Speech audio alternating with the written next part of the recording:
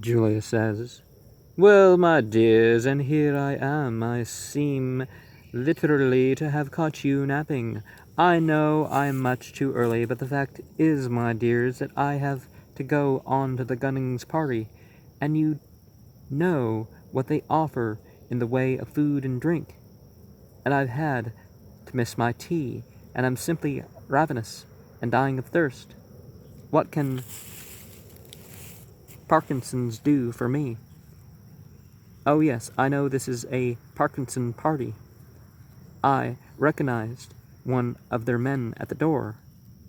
An old friend of mine, in fact. But I'm forgetting. I've got a surprise. I brought Alex with me. He's only got back this morning from somewhere, one of his mysterious expeditions, and we're going to get him to tell us about it. But what's become of him?" Alex enters, and Edward says, "Well, Alex, where on the earth do you turn up from?" Alex says, "Where on earth? From the east? From the Kinkanja, an island that you won't have heard of yet, got back this morning?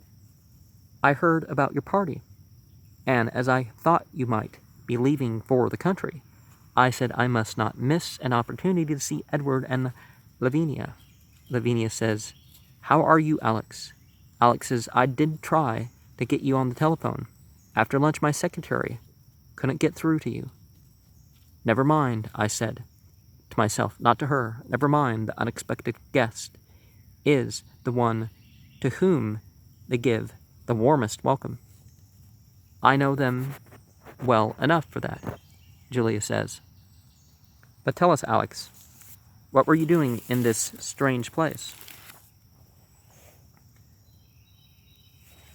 What's it called?" Alex says, "Kinkanja." Julia says, "What were you doing in Kinkanja? Visiting some sultan? You were shooting tigers?" Alex says, "There's no tigers, Julia, in Kinkanja, and there are no sultans. I've been staying with the governor. 3 of us have been out on a tour of inspection of local conditions."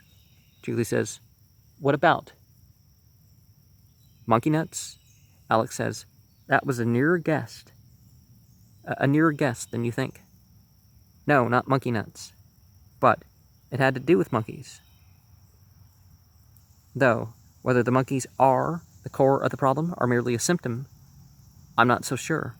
At least the monkeys have become the pretext for general unrest among the natives.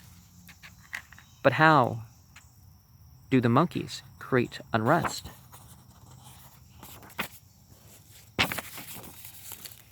Alex says, "To begin with, the monkeys are very destructive." Julie says, "You don't need to tell me that monkeys are destructive. I shall never forget Mary Mallington's monkery. The horrid little beast, the horrid little beast stole my ticket to Mentone, and I had to travel in a very slow train and in a clochette. She was very angry when I told her the creature ought to be destroyed." Lavinia says, "But can't they exterminate these monkeys if they are a pest?" Alex says, "Unfortunately, the majority of the natives are heathen." Now, I wouldn't call anybody pagan, heathen, Gentile, or infidel just because they're of a different faith than oneself, or lack of faith, or whatever. They hold these monkeys in particular veneration and do not want them killed. So they blame the government for the damage that monkeys do. Well, that has happened in India, actually. I remember this one guy told me that, like, they killed, like, 5,000 people. Because, like, some guy defended his home against the monkeys, and they killed everybody who they thought didn't worship the monkeys. That they could, something like 5,000 people or whatever. Anyways, Edward says that seems unreasonable. Alex says, "It is unreasonable, but characteristic. And that's not the worst of it. Some of the tribes are Christian converts and naturally take a different view. They trap the monkeys and they eat them. The young monkeys are extremely palatable. I've cooked them myself," Edward says, And did anybody eat them when you cook them? Alex says, oh yes, indeed. I invented for the natives several new recipes, but you see, what with eating the monkeys, and what with protecting their crops from the monkeys, the Christian natives prosper exceedingly, and that creates friction between them and the others. And that's the real problem, I hope. I'm not boring you. Well, if we take out animals from the environment, that can have long-term problems, or overall problems that aren't being seen. Edward says, no, indeed. We are anxious to learn the solution. Alex says, I'm not sure that there is any solution, but even this does not bring us to the heart of the matter.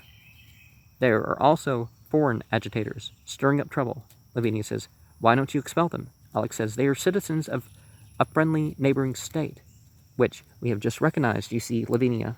These are very deep waters. Edward says, and the agitators? How do they agitate? Alex says, by convincing the non-Christians that the slaughter of the monkeys has put a curse on them, which can only be removed by slaughtering the Christians. They have even been persuading some of the converts, who, after all, prefer not to be slaughtered, to relapse into not being Christian. So, instead of eating monkeys, they are eating Christians.